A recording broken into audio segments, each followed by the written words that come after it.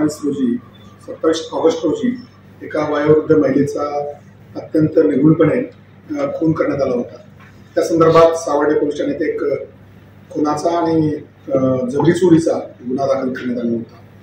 त्या गुन्ह्याच्या तपासामध्ये अवघ्या काही तासांमध्येच सावर्डे पोलीस ठाणेचे अधिकारी अंमलदार, आमचे चिपळूणचे DYSP त्या सर्व टीमने त्या आरोपीचा शोध घेतलेला आहे।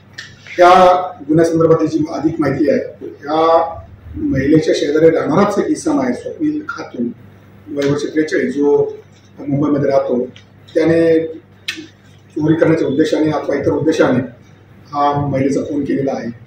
त्याला लगेच पोलिसांनी काही तासामध्ये ताब्यात घेऊन त्याच्याकडे चौकशी केली आहे।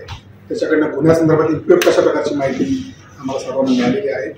त्याचा घटनास्थळी जो काही पुरावे आम्हाला परिस्थितीने मिळाले, तांत्रिक पुरावे ज्या ठिकाणी मिळाले त्या आधारे त्यांनी त्याला अटक केलेली आहे। आज आरोपीला आम्ही मान्य न्यायालयासमोर हजर केलं आणि आरोपीला हजर करून आज मान्य न्यायालयाने 5 दिवसाची पोलीस कस्टडी रिमांड आम्हाला दिलेली आहे। आणि या संदर्भात सावर्डे पोलीस ठाण्याचे प्रवीण देशमुख आमची API आणि त्यांची सर्व टीम पुढील तपास करत आहेत। धन्यवाद।